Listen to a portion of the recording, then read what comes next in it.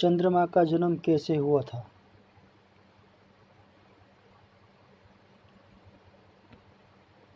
चंद्रमा की उत्पत्ति के बारे में एक नया शोध सामने आया है। इसका मानना है कि अरबों साल पहले एक बड़ा ग्रह पृथ्वी से टकराया था। इस टक्कर के फलस्वरूप चांद का जन्म हुआ। शोधकर्ता अपने इस सिद्धांत के पीछे अपोलो के अंतरिक्ष यात्रियों के जरिए चांद से लाए गए चट्टानों के टुकड़े का हवाला दे रहे हैं। इन चट्टानी टुकड़ों पर थिया नाम के ग्रह की निशानियां दिखती हैं। शोधकर्ताओं का दावा है कि इनकी खोज पुख्ता करती है कि चंद्रमा की उत्पत्ति का टक्कर के बाद भी भारी बदलाव का नतीजा थी।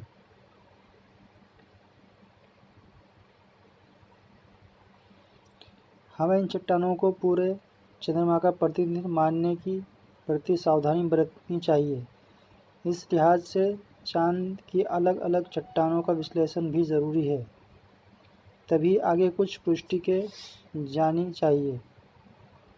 थिया का नाम ग्रीक पौराणिक कथाओं में मौजूद सेलीन की माँ के नाम पर रखा गया था। सेलीन को चांद की माँ कहा जाता है। समझा जाता है कि टक्कर होने के बाद थिया और धरती के टुकड़े एक दूसरे में समाहित हो गए और उनके मिलने से चांद की पैदाइश हुई है।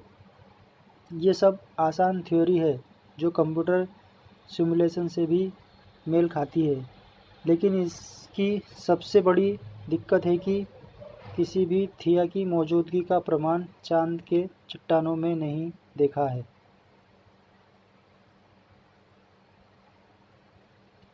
चंद्रमा पर बेशक थिया के निशान मिले हैं, लेकिन इसकी संरचना आमतौर पर पृथ्वी सरीखी है।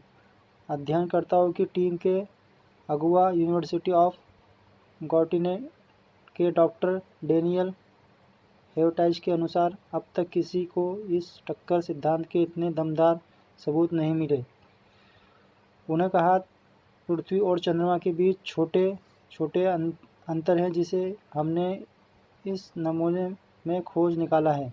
ये टक्कर की अवधारणा को पुख्ता करता है।